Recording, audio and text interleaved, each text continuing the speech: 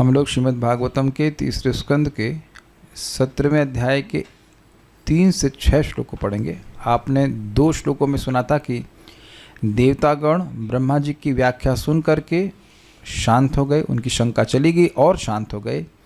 लेकिन दिति अब परिशंकित हैं अपने पुत्रों के विषय में, क्योंकि वे 2 बात सुनी थी। एक कि उनके पुत्र देवताओं को परेशान करेंगे, साधुजनों को परेशान करेंगे, और दूसरा ये भी सुनी थी कि भगवान का वध करेंगे। बच्चा पैदा होने से पहले किसी माँ को बता दिया जाए कि आपका बच्चा ऐसे मरेगा तो घबराएगी ही, स्वाभाविक सी बात है। तो अब इसके बाद तो इस कारण से उन्होंने 100 वर्षों तक जन्म नहीं दिया, अपने गर्भ में ही धारण करी रही। और उसके बाद जब ये पैदा हुए तब क्या हुआ? अब क्या हमें कुछ प्रॉब्लम हो गया क्या? ओ रेती उनको अरे बोल, वो अपनी जो मेडिसिन लेता हूँ वो दे दीजिएगा आँख में, अच्छा रहेगा। तो अब क्या बवाल हो रहा है, केवल उनके पैदा होने से यह आप सुनने वाले हो। आप इधर आने वाले हो। हाँ, उत्पाता ये माइक उधर क्यों कर दिया? क्या, 1 मिनट रुकिएगा।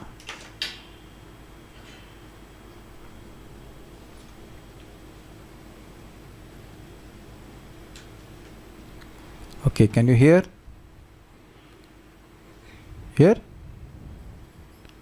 ठीक है। उत्पाता बहवस्तत्र निपेतुर्जायमानयोः। उत्पाता बहवस्तत्र निपेतुर्जायमानयोः। दिवि भुवि अंतरिक्षे च लोकस्योरुभयावहा। दिवि भुवि अंतरिक्षे च लोकस्योरुभयावः। उत्पाता बहवस्तत्र निपेतुर्जायमानयोः। उत्पाता बहवस्तत्र निपेतुर्जायमानयोः। दिवि भुवि अंतरिक्षे च लोकस्योरुभयावः। दिवि भुवि अंतरिक्षे च लोकस्योरुभयावः। उत्पाता बहवस्तत्र निपेतुर्जायमानयोः। उत्पाता बहवस्तत्र निपेतुर्जायमानयोः। दिवि भुवि अंतरिक्षे च लोकस्योरुभयावः। दिवि भुवि अंतरिक्षे च लोकस्योरुभयावः। दीपक गाबा प्रभु, हम आज आपको बोलने ही वाले थे कि आपका ऑफिस शुरू जल्दी हुआ है तो शाम को फ्री हो जाए तो कथा में आएगा। आपने क्या मेरे हृदय की बात सुन ली? कहीं आप सफोला तो नहीं? सफोला खाना खाते हैं? मेरे दिल की बात जाने आप। Amazing, so happy to see you. Okay, so we go forward. इससे पहले हम श्लोक में जाए, में बहुत स्ट्रांग एक प्रश्न आ रहा था, क्या आप लोग नॉर्मल हिंदू की तरह रहना चाहेंगे? वेदवादिनी, आप what do you mean by normal Hindu? No hearing, chanting, बस अगरबत्ती घुमाई, थोड़ा घुमा दिया सर्कल्स में और काम खत्म। Is it not boring? भगवान की बात को सुने बिना व्यक्ति को एक दिन भी नहीं बिताना चाहिए। बिना हरेर कर्ण पीयूष पानाथ, ऐसे करके जीवन बिताना चाहिए। तो सुनते हैं। यद्यपि हम यहाँ उत्पातों के बारे में सुन रहे हैं, लेकिन इससे हमारे हृदय के उत्पात शांति ही होंगे। ये एक बड़ी अजीब सी बात है। अगर हम ये सुने कि आज यहाँ 6 लोगों को मार दिया गया है, 5 लोग उधर कर दिया, कत्ल कर दिया गया, तो यह सुनकर के मन शुद्ध होगा। लेकिन आप देखना कि यह जो पढ़ेंगे भागवतम, इसको सुनकर के मन प्रसन्न होगा। तो ये है ही दिव्य वस्तु।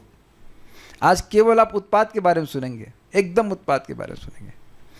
जैसे अब प्रभु जी लोग सुनते होंगे कि कभी कभी ऑफिस से लौट के आए तो उनके Hiranaksha Hiranyakashipu I mean to से ड्यू रिस्पेक्ट, उनके बच्चों ने जो उत्पात किया, तो अगर पत्नी वर्णन करती तब कहते अरे यार थक करके आते हैं, फिर इन बच्चों का, मतलब फिर ड्यू रिस्पेक्ट, हम भी ऐसे कर चुके हैं। तो आप समझ रहे हैं कि वो सुनने से मन अच्छा नहीं लगता है। लेकिन अब क्योंकि भगवान की लीला का संबंध इससे है, तो इस कारण से यह सुनना भी हमारे लिए पूरा पवित्र करने वाला है और आपका मन प्रसन्न होगा।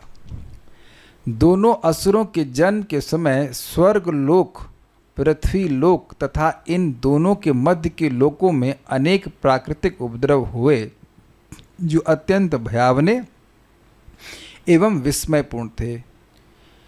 तत्र जायमान हो, उन दोनों के उत्पन्न होते समय, जायमान तो समझ रहे हैं, पैदा होते समय, दिव्य यानी स्वर्ग, भूमि मतलब पृथ्वी, और अंतरिक्ष यानी आकाश लोक में बहवा उत्पाता, बहुत उपद्रव, निपेतु अर्थात घटित हुए। लोकस्य उरु भय आवहा, लोगों में अत्यंत भय व्याप्त हो गया। देखिए आवह का मतलब होता है लाना।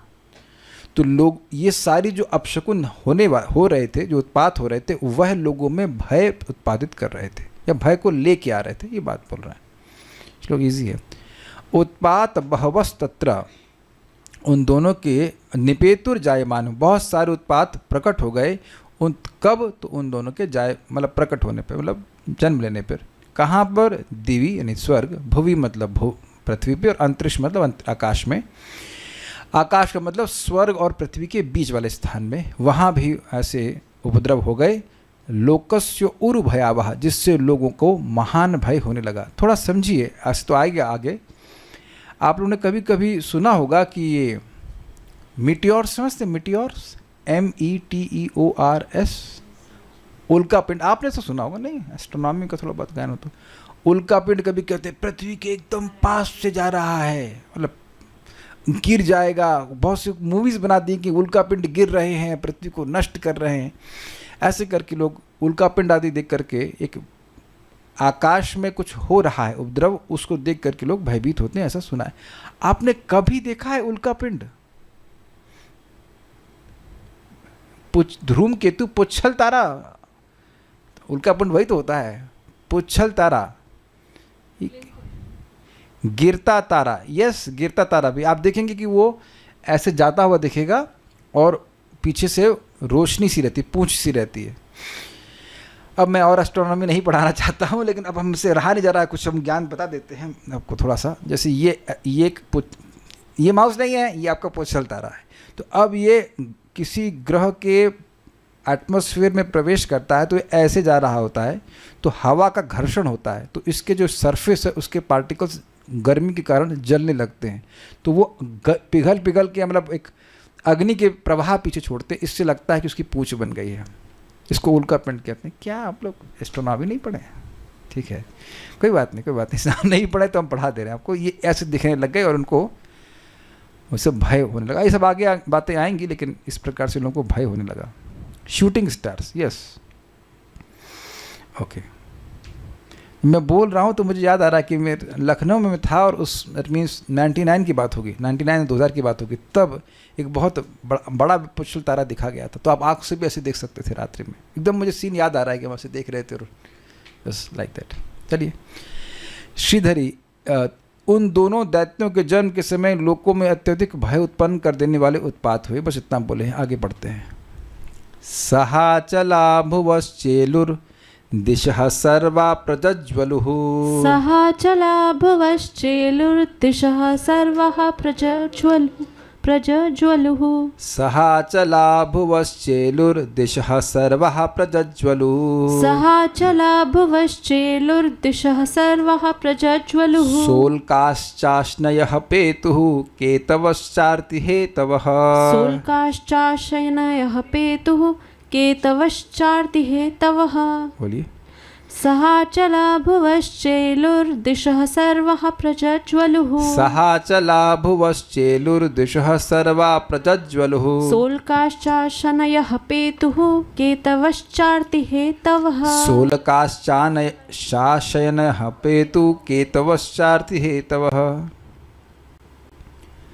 पृथ्वी पर पर्वत कांपने लगे और ऐसा प्रतीत होने लगा मानो सर्वत्र अग्नि ही अग्नि हो। उल्काओं, पुच्छल तारों तथा वज्रों के साथ साथ शनि जैसे अशुभ ग्रह दिखाई देने लगे। अब आपसे प्रश्न है ना, माइक ऑन कीजिए भाई, शनि को अशुभ ग्रह माना जाता है क्या? आप लोग क्या मानते थे? शनि मतलब क्या समझावट है? बोलते हैं कि शनि अपने समय में थोड़ा स्ट्रगल कराता है, बट लोग उसको नेगेटिव मानते हैं। कि Okay. बहुत दुख आते हैं शनि के पीरियड क्या बोलते हो? बट वो प्योरीफाई साढ़े- करता है, शनि प्योरीफाई करता है। प्यूरिफाई करना तो दैट्स ये तो आप लोग लग रहा है आपने साधु निंदा सुनकर चैप्टर सुन लिया तो आप उनको बुरा कुछ नहीं कहना चाहते। प्रभु जी, लेकिन शनि की 7.5 के बारे में आपका क्या रियलाइजेशन है? अपने समय में वो पूर्व के पुण्य कर्मों का और पाप कर्मों का फल देता है मोस्टली।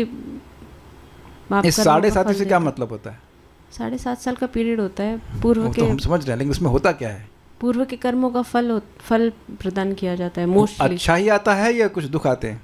अच्छा भी आता है, मिडिल में अच्छा आता है, बट स्टार्टिंग और एंडिंग में थोड़ा थोड़ा सा- डिफिकल्ट रहता है। और मैंने इससे भी सुना है कि शनि, ये तो सही सुना है, ये आगे भागवत में ही है, शनचरा मतलब जो धीरे धीरे चलता है उसको शनिचर कहते हैं, ऐसे करके व्युत्पत्ति है इसकी, ठीक है ना। अब ये हमको नहीं समझ में आ रहा है कि क्या शनि नहीं दिखाई पड़ता है सामान्यतः आकाश में, ये मैं पूछ रहा हूँ आपसे। एस्ट्रोनॉमर देखते होंगे, लेकिन अब जो भी यहाँ पे लिखा है इस प्रकार से है, शनि धीरे चलता है तो परेशान करता रहता है, ठीक है। अचला पर्वतों के साथ साथ भुवः चेलू पृथ्वी कांपने लगी। ओके, अब एक एक बात पे विचार करते हैं। कितने लोग कभी भी अर्थक्वेक को अनुभव नहीं किए हैं? ओके, सबने अनुभव किया है।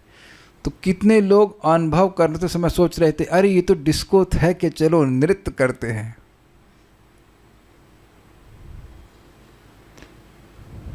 तो आप देखिए कि मैं नहीं समझ रहा हूं कि आप ऐसा अर्थक्वेक, पृथ्वी का कंपन अनुभव किए जो बहुत हाई रिक्टर स्केल का हो। रिक्टर समझ, मतलब समझ गए, अर्थक्वेक बहुत ज़्यादा वाला कोई अनुभव किया है क्या? उत्तराखंड में किया होगा, अरे आप लोग तो उधर रहे नहीं।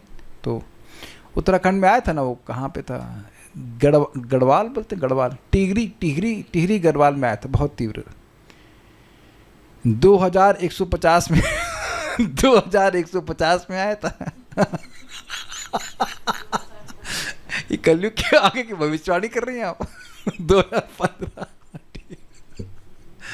2015 में जहाँ पे आया हूँ, लेकिन पॉइंट इज कि लखनऊ में मैं था 2008 या 10 की बात हो, 2008 या 10 की बात होगी।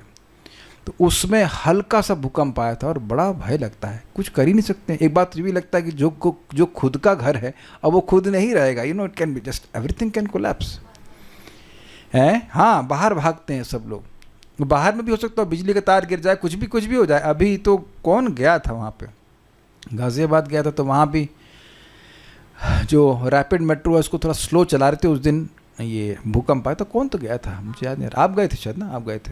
तो ये सब चीज़ें हैं। तो अब आप विचार कीजिए कि किसी के दो लोगों के पैदा होने से भूकंप आने लग जाए तो वो कितने आसुरी होंगे। क्योंकि देखिए, हम पढ़ करके आगे निकल जाते हैं, लेकिन आप थोड़ा विचार करेंगे तो आप सोचिए कि कोई पैदा हो कहीं पे और वहाँ पृथ्वी पे भूकंप आने लग जाए तो कितने अधिक आसुरिक होंगे। अब ये बात सुन करके जो अभक्त हैं वो कहते हैं ये सब माइथोलॉजी है। तो आप ये कैसे कह सकते हो कि माइथोलॉजी है? किस निर्णय पे, किसके आधार पे कह सकते हैं? अगर लिटरली हम उसको स्वीकार करते, जो कि हम करते हैं, तब आपको आश्चर्य होगा कि वो कितने अधिक आसुरी थे कि पैदा होते ही बवाल करवाने लगे। क्योंकि बहुत बड़ी बात है पृथ्वी में, मतलब इस प्रकार से कंपन होना। ठीक है, आगे पढ़ते हैं। सर्वा दिशः, सभी दिशाएं, प्रज्वलु जलने लगी। इसका क्या मतलब है भाई? ऐसा प्रतीत होने लगा कि हर दिशा में अग्नि प्रकट हो रही है। अब वेदवादी कह रही हैं कि गर्मी बहुत हो रही है। नहीं, गर्मी नहीं बोल रहे हैं, इसको मैं समझा नहीं पा रहा हूँ, लेकिन कहीं कहीं किसी स्थान में कभी कभी रात्रि में भी प्रकाश दिखाई पड़ता है, लाइक अंटार्कटिका और आर्कटिक रीजन में। तो अब इस प्रकार का प्रकाश दिख रहा होगा, या हो सकता हो अग्नि दिख रही है, जैसे यहाँ पे लिखा है। अब ये घटनाएं यहाँ पे हो नहीं रही हैं, इसलिए तो आपको देखने में, सोचने में मुश्किल हो रहा है। लेकिन अगर ऐसा होने ही लग जाए तो घबराएंगे नहीं हम लोग? बताइए। दिन में तो ज्वाला नहीं दिख रही होगी, रात्रि में दिख रही होगी शायद हर दिन। साथ ही उल्कापात होने लगा। उल्कापात समझ में आ गया, मेटियोर सभी समझाया था मैंने आपको, उल्कापन कर रहे थे। और अश्नयः यानी कि बिजलियाँ, पेतु यानी गिरने लगी। ये तो सबको स्पष्ट है कि बिजली गिरती है तो बहुत डर लगता है। तथा आरती हेतवा, आरती मतलब होता है कष्ट, और हेतवा मतलब हेतु। समस्त अशुभों के सूचक जो कष्ट के हेतु हैं, केतवा ऐसे पुच्छल तारे दिखाई देने लगे। तो दो प्रकार के लोग हैं, दो प्रकार के हैं। उल्का और केतव में अंतर देख रहे हैं। पुच्छल तारे जमीन पे गिरते नहीं हैं, उल्काएं गिरती हैं। जो कोई पत्थर अंतरिक्ष से आ रहा हो और पृथ्वी के वातावरण में प्रवेश कर जाए तो उसको कहेंगे उल्का, क्योंकि वो गिरेगी। लेकिन कुछ पुच्छल तारे मतलब वो पृथ्वी पे गिरेंगे नहीं, वो उसे पास से होकर के निकल जाते हैं। ठीक है, तो पुच्छल तारे दिखाई देने लगे। एक क्या पूछ रहे हैं, हेतु मतलब सूचक कैसे? देखिए, ये आप अभी वेदवादिनी के मुख से सुन रहे थे कि शनि, अगर प्रभुपाद का मन बात को वैसे समझ लें कि एग्जाम्पल प्रभुपाद दे रहे शनि, तो शनि की वजह से कुछ दुख जीवन में आता है, ऐसा तो आप लोग सुनते हैं। तो आप कहेंगे ना कि शनि उस दुख का हेतु है, और शनि अगर किसी के चार्ट में उस स्थान पर है तो वह एक विशिष्ट समय में अशुभ का सूचक है, यह भी ग्रहण कर लेंगे कि नहीं कर लेंगे? ऐसा बोला जाता है ना कि आपके इस स्थान में शनि है, भाई शनि हमसे बुरा ना माने लेकिन शनि है, या केतु नहीं होता ना उस, हाँ, तो ये बता रहे हैं कि उस फील्ड में वह स्ट्रगल कराता है, तो वह भी दिखा रहा है कि वह सूचना दे रहा है कि यहाँ आपको कठिनाई आएगी इस फील्ड में या जो इस समय में, ऐसे करके। तो दोनों अर्थ में समझ सकते हैं। तो उस प्रकार के ग्रह दिखने लग गए। सह प्लस अचला भुवस चेलु, भूवि मतलब पृथ्वी, अचल मतलब पर्वत जो चलते नहीं हैं, वह सब चेलु अर्थात हिलने लग गए। दिशा सर्वा प्रज्वलहु, सारी दिशाओं में अग्नि प्रकट होने लगी। स उल्काश्च अश्नयः पेतु, उल्काओं के संग बिजली गिरने लगी। केतवश्चार्थ हेतव, और पुच्छल तारे आदि दिखने लगे जो आरती के सूचक हैं या हेतु होते हैं। कुछ पूछ रहे हैं? हाँ बताइए। हरे कृष्णा प्रभु जी।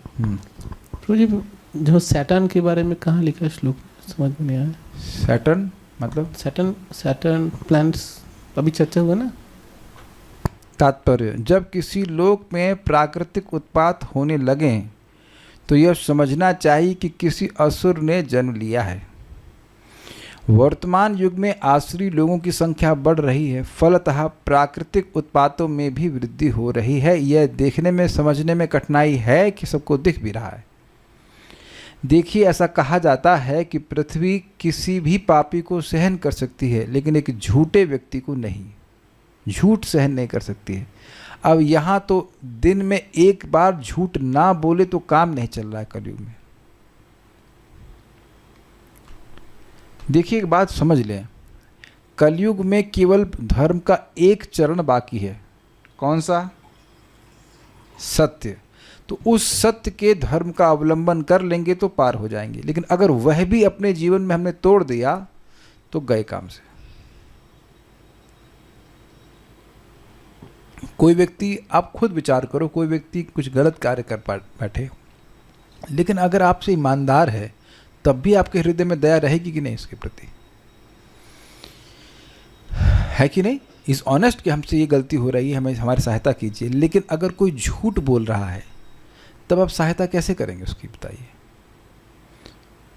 जैसे हम वैद्य जी के पास जाते हैं तो स्वाभाविक सी बात है, कुछ कठिनाई है शरीर में तो जाते हैं। मैं उनसे झूठ बोलने लगूं कि मैं दवा खा रहा हूं जबकि मैं दवा नहीं खा रहा, तो बताइए वो मेरी हेल्प कर सकते हैं क्या? क्या वो हेल्प करना चाहते हैं? बिल्कुल करना चाहते हैं, लेकिन जब हम दवा ही नहीं ले रहे हैं तब। तो ये एक बहुत बड़ा दोष कलयुग में है, हिपोक्रेसी एंड फाइटिंग। ये दो प्रमुख गुण हैं। अगर आप अपने जीवन में देखिए कि ये दो गुण हैं, दुर्गुण हैं, तो निश्चित कली से प्रभावित हैं। क्या है भाई? हिपोक्रेसी। हिपोक्रेसी का मतलब हुआ जो नहीं है वह दिखा रहे हैं। अब देखिए, इसका मतलब ये नहीं कि हम गलत है तो गलत बने रहें, लेकिन जो नहीं है उससे अधिक दिखाना, या जो नहीं है वो दिखाना, हिपोक्रेसी समझ रहे हैं कि हम बहुत बड़े संत हैं, ये हैं, फलान ढिमकाना, और आचरण वैसा नहीं कर पा रहे हैं। और या झगड़ा करते रहना, जहाँ झगड़ा है वहाँ कली है, कली मतलब कलह। तो हम भक्ति भी कर रहे हैं, लेकिन अगर झगड़े में पड़े हुए हैं, आए दिन अब झगड़ा ही कर रहे हैं, अपशब्द बोल रहे हैं, झगड़ा कर रहे हैं, तो निश्चित समझिए कि अभी कली से मुक्त नहीं हुए।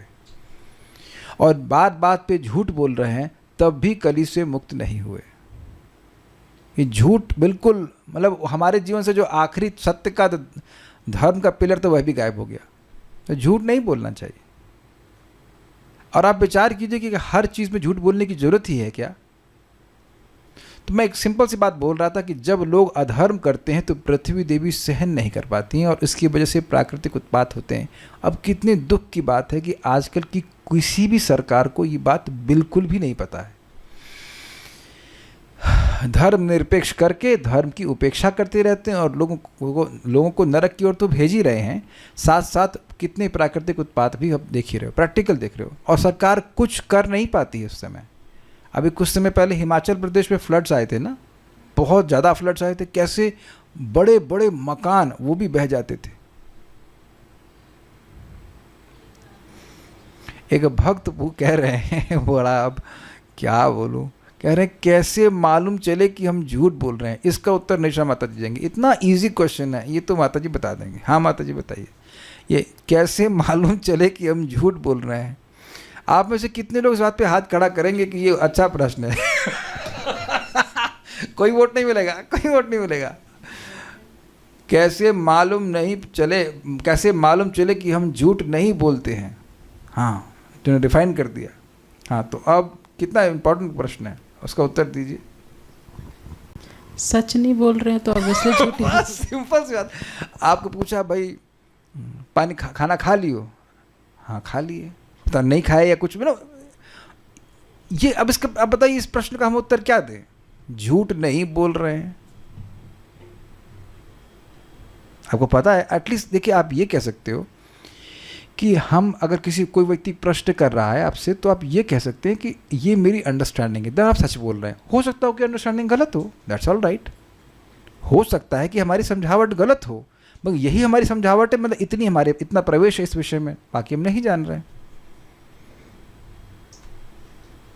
Is it okay? लेकिन झूठ बोलने का मतलब है पता नहीं है, और वो लंबा लंबा तार छोड़ रहे हैं, इधर इधर की कहानी सुना रहे हैं अपने को दिखाने के लिए कि हम पंडित हैं। तो ये चीज़ ठीक नहीं है। इसमें कोई संदेह नहीं है, जैसा कि भागवत के कथन से हम स्पष्ट रूप से समझ सकते हैं। तो ये स्पष्ट हो गया। अगला देखते हैं। ववौ वायुषु दुस्पर्शः फूतकारान् इरयन् मुहुः। ववौ वायुषु दुस्पर्शः फूतकारान् इरयन् मुहुः। ववौ वायुषु दुस्पर्शः फुत्कारान् ईरयन् मुहुः।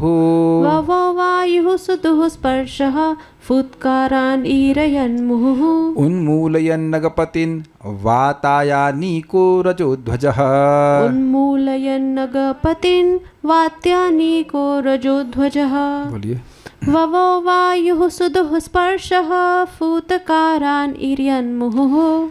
देखिए, फूत बोल देंगे तो गड़बड़। फुत्कारान्, फूत और हलंत लगा हुआ, फिर से बोलिए। ववौ वायुषु दुस्पर्शः फुत्कारान् ईरयन् मुहुः। ववौ वायुषु दुस्पर्शः फुत्कारान् ईरयन् मुहुः। उन्मूलयन्नगपतिन् वात्यानीको रजोध्वजः। उन्मूलयन्नगपतिन् वात्यानीको रजोध्वजः।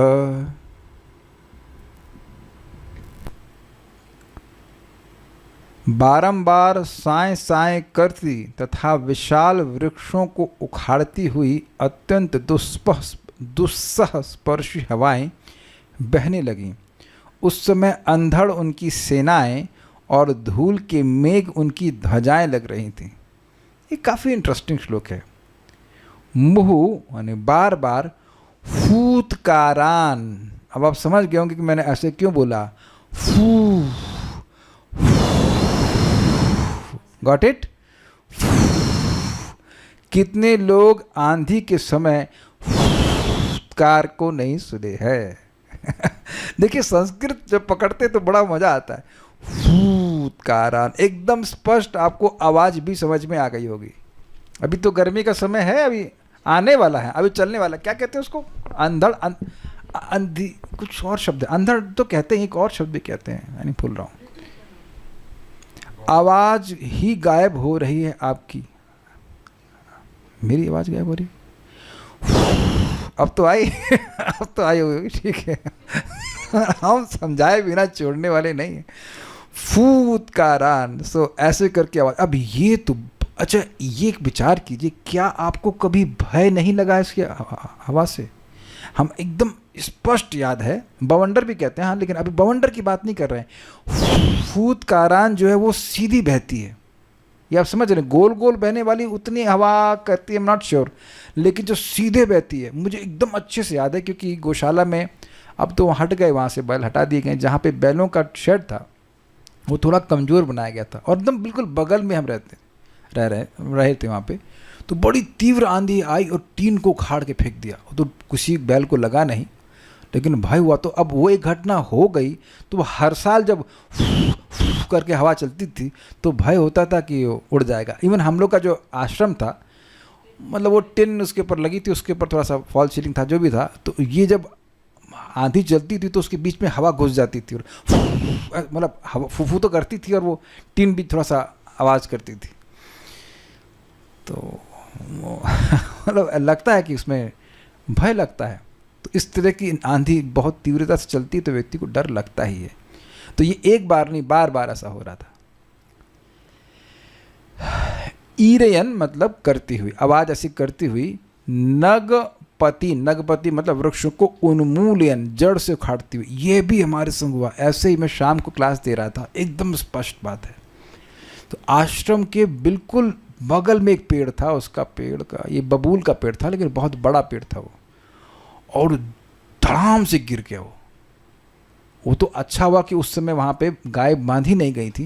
धड़ाम से गिरा, इतनी जोर से आवाज़ आई थी कि बहुत डर लगता है पेड़ का गिरना। कभी आप लोग सामने कभी सुने हैं पेड़ को गिरते हुए? तो बहुत, और लगातार धड़ धड़ पेड़ गिर रहे हो तो फिर तो बहुत ही भय लगेगा। तो पेड़ भी इस प्रकार से गिर रहे थे। एक ही हो गया, उन्मूलन में जड़ से उखाड़ दे रहे थे। एक भक्त पूछ रहे हैं कि ये सारी चीज़ें एक साथ हो रही थी तो क्या कठिनाई है? क्या कठिनाई है? अगर मान लीजिए कि अशुभ ग्रह दिख रहे हैं तो इधर हवा को तो डिस्टर्ब नहीं कर रहे हैं भाई, पहले हमें दिख ही ले रही, तो उसके बाद हवा बहेगी। एक साथ सारे अपशकुन दिखें तो क्या कठिनाई है? मैं इसलिए थोड़ा स्लो जा रहा हूँ कि थोड़ा सा मूवी देखी जाए, मूवी चल रही है तो थोड़ा देखी जाए कि क्या हो रहा है ना। ऐसे अनुवाद पढ़ के आगे निकल जाता तो मज़ा नहीं आता ना, इसलिए थोड़ा आराम आराम से पढ़ रहे हैं। तो हमने पेड़ तो खाड़ ली, अब आगे क्या चलते हैं।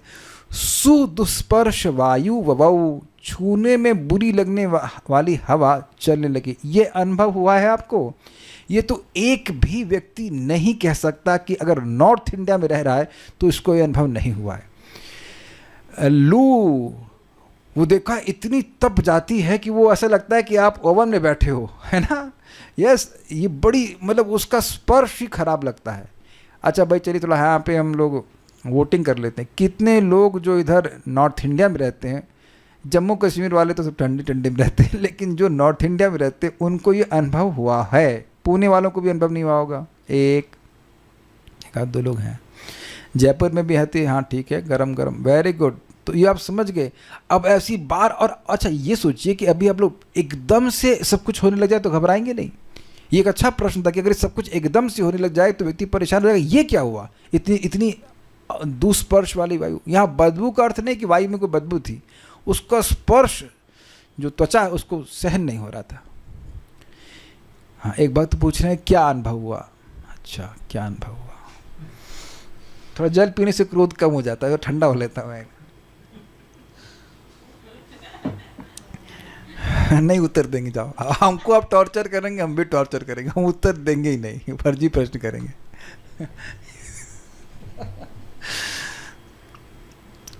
दिमाग को कहीं गिरवी रख दिए है क्या? जो सुन रहे हैं सुनना चाहिए ना, क्या बोल रहा हूँ। तो ये हो गया। उसका कह रहे हैं, आप यहाँ कह रहे हैं वात्या अनीक रजह ध्वज। वात्या जो आंधी थी वह उसकी सेना थी।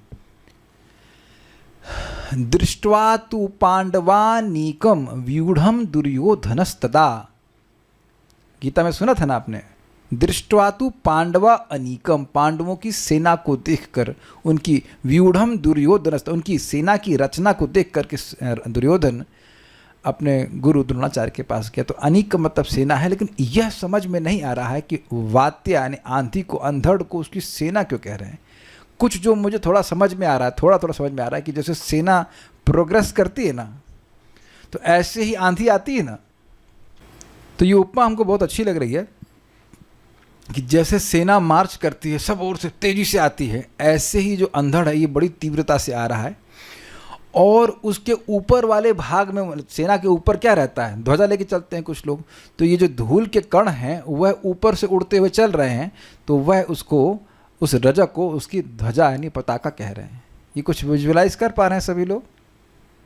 इस प्रकार से वो कह रहे हैं।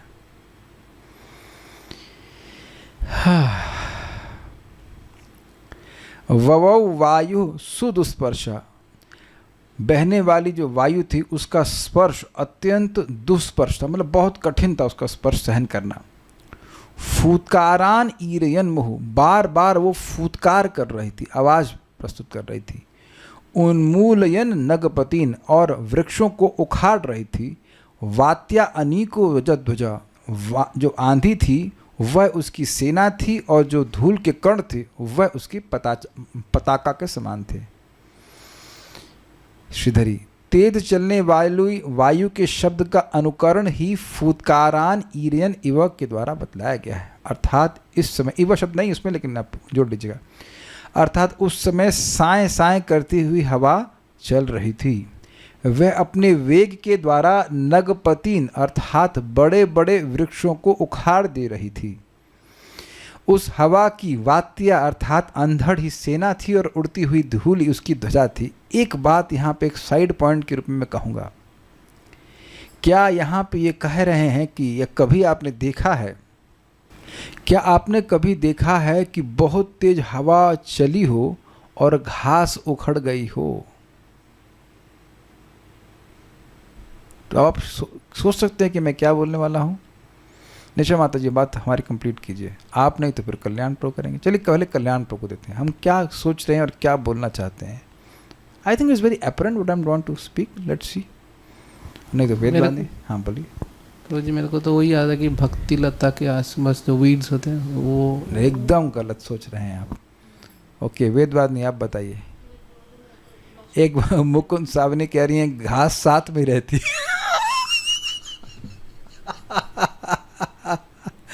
ना ना, बोलिए।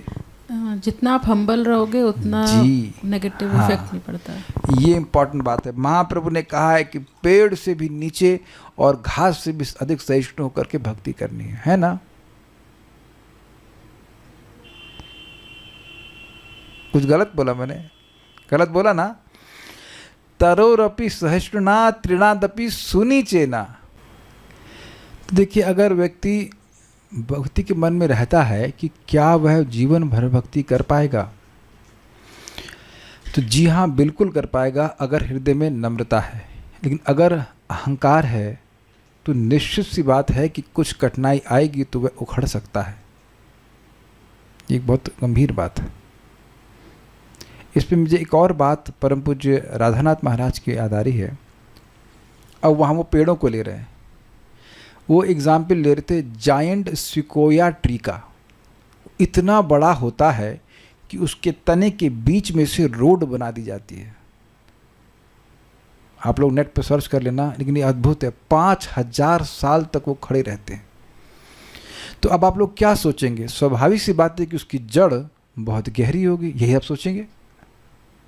लेकिन परम पूज्य राधानाथ महाराज समझाए कि एक्चुअली क्या है, ये पेड़ ग्रुप में उगते हैं और जड़ तो हैं इनकी नीचे, लेकिन जड़ें लेटरली कनेक्टेड होती हैं। लेटरली समझ रहे हैं? साथ में भी एक दूसरे को बांध के रखती हैं। तभी ये जो अंधड़ आदि जो आ रहे हैं वो 5000 साल तक भी सहन कर लेते हैं। 5000 साल, उसमें कितनी बड़ी बड़ी आंधियाँ आती होंगी, कितने कितने ऋतुओं का परिवर्तन वो देखे होंगे, फिर भी वह सहन कर लिए। तो ये बात बहुत गंभीर है। दोनों ही अर्थ आपको लेने होंगे। घास वाला तो है एग्जाम्पल, लेकिन एक सपोर्ट सिस्टम जो भक्तों का वह भी बहुत महत्वपूर्ण है।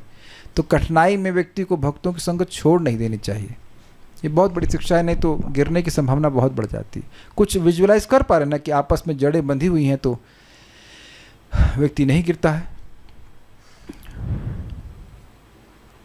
ठीक है, तो ये सब कुछ बातें याद आ गई पेड़ों के बारे में सुनते हुए, तो आगे पढ़ते हैं। तात्पर्य, जब अंधड़ चले, अत्यधिक गर्मी या हिमपात हो और तूफानी हवाओं से वृक्ष उखड़ जाएं, तो ये समझना चाहिए कि आसुरी जनसंख्या बढ़ रही है, जिसके कारण ये प्राकृतिक उत्पात हो रहे हैं। आज भी इस विश्व में अनेक ऐसे देश हैं जहां ये सभी उत्पात हो रहे हैं। यह सारे संसार में सत्य है। वहाँ पर्याप्त धूप नहीं रहती, आकाश सदैव बादलों से घिरा रहता है, बर्फ़ गिरती है और कड़ाके की सर्दी पड़ती है। ये कहीं कनाडा के बारे में तो नहीं बोल रहे हैं। अद्भुत बात है कि भारत में जहाँ ये सब चीज़ें अच्छे मौसम हैं, उसको छोड़ के लोग इंग्लैंड और कहाँ का जाना चाहते हैं। इंग्लैंड से हमारा कोई द्रोह नहीं है, लेकिन एक बार प्रभुपाद जी इंग्लैंड में थे और उनसे पूछा गया कि हाँ, क्या पूछा था, हेल क्या बोल रहे थे, नहीं हाँ भूल गया मैं, एकदम से याद नहीं आ रहा।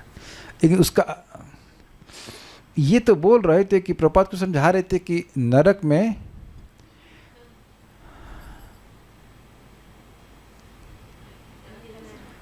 कुछ तो था कि वो कि भक्त तो क्या नरक में जाके भी प्रीचिंग करते हैं, भक्त बोल रहे हैं, शायद ऐसे कुछ था कि नरक में जाके भी प्रीचिंग करते हैं। तो प्रभुपाद बोले ऐसा कि हाँ, लंदन इज़ हेल, क्योंकि यहाँ पे ठंडा है और अंधकार रहता है, ऐसा कुछ बोल रहे थे। मतलब तो बहुत अच्छा मौसम वहाँ पे नहीं रहता।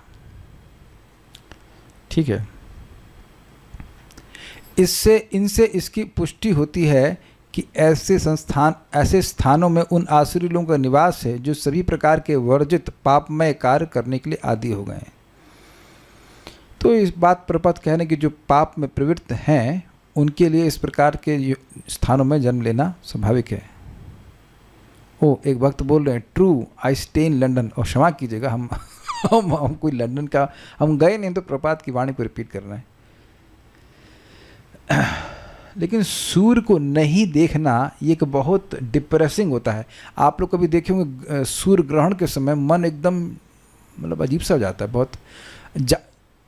अभी कुछ तो हुआ था ना कि हाँ पिछले साल ही तो हुआ था ना, खूब बारिश हुए जा रही है, सूर्य का दर्शन ही प्राप्त नहीं हो रहा है। तो उस समय मन बड़ा अजीब सा हो जाता है, feel very litharge, gloomy is the word, yes gloomy महसूस होता है।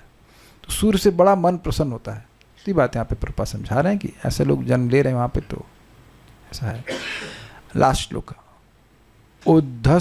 उद्धस्त तडिद अम्बोद घटया नष्ट भागणे, उद्धसत् तडिदम्बोध घटया नष्ट भागणे, व्योम्नि प्रविष्ट तमसा नस्म व्यादृश्यते पदम, व्योम्नि प्रविष्ट तमसा नास्म व्यादृश्यते पदम। बोलिए, उद्धसत् तडिदम्बोध घटया नष्ट भागणे, उद्धस्त तडिदगम अम्बोध घटया नष्ट भागणे, व्योम्नि प्रविष्ट तमसा नास्म व्यादृश्यते पदम, व्योम्नि प्रविष्ट तमसा नस्म व्यादृश्यते पदम। आकाश के नक्षत्रों को मेघों की घटाओं ने घेर लिया। विजुलाइज किया कुछ? आकाश के नक्षत्रों को मेघों की घटाओं ने घेर लिया, मतलब रात्रि का समय है तभी तो नक्षत्र आएंगे ना। और आप देखेंगे जब बदली छाई रहती है, लैंग्वेज समझ रहे हैं, बदली, जब बादल बहुत होते हैं तो आकाश के तारे नहीं दिखाई पड़ते, ये कह रहे हैं। और उनमें कभी कभी बिजली चमक जाती किनमें? बादलों में। तो लगता मानो जोर से हंस रही हो। अब इसका तो हम मिमिक्री नहीं कर सकते हैं, लेकिन कोई बहुत श्रिल आवाज़ में हंसे तो डर लगता है ना, हा हा, I can not do that. लेकिन कोई मान लीजिए कोई चुड़ैल है, भूतनी है, और वो हंस रही है इस प्रकार से, तो वह डरावना लगेगा कि नहीं? अब आप ये देख रहे हैं कि ये जो हंसी है ये कोई बहुत सौम्य हंसी का वर्णन नहीं हो रहा है। भाई बिजली की हंसी कैसी होगी? बिजली, आप स्मरण कीजिए बिजली कैसी होती, बड़ी भयावह लगती है। तो यहाँ एक भयावह हंसी की बात हो रही। मान लो कि बिजली एक मूर्तिमान कोई भयानक देवी हो और वह बहुत अट्टहास समझते हैं, अट्टहास। हाँ, आप नहीं कर सकते ये सब, मतलब बड़ा बहुत भयावह होता है। देखिए, आप लोगों को कभी अनुभव नहीं होगा, लेकिन हमको अनुभव है कि भयावह हंसी क्या होती है। एक माता जी पर भूत आ गया था। अब ये देखिए, हम सच बोल रहे हैं, प्रभु जी भूत प्रेत भी होते हैं क्या? तो गीता मानते हो कि नहीं मानते हो? यान्ति देवव्रता देवान पितरन यान्ति पितृव्रता भूतानि यान्ति भूतेजा यान्ति मदयाजिनोपि माम। तो भूत है ना वो। तो वहाँ पर उस व्यक्ति ने जो भूत हटा रहे थे उनको बोले, पूछे कि तुम कौन हो? तो एकदम मुस्कराई वो, मतलब वो माता जी मुस्कराई, ऐसा भयानक मुस्कराई थी, मैं देख कर डर गया। आई कैन, मतलब मैं तो खाली स्मरण कर सकता हूँ। वेरी, आप लोग ऐसा कोई नहीं कर सकते, कितना मुस्कुरा लीजिए, ऐसा नहीं।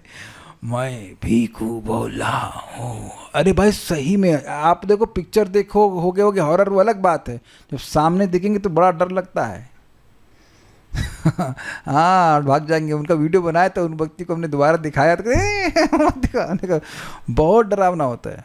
सामने मैंने देखा, और that smile was very obnoxious, बहुत डरावनी थी। तो अब उसी तरह की स्माइल, अट्टहास का स्मरण कर सकते हैं, डरावनी थी।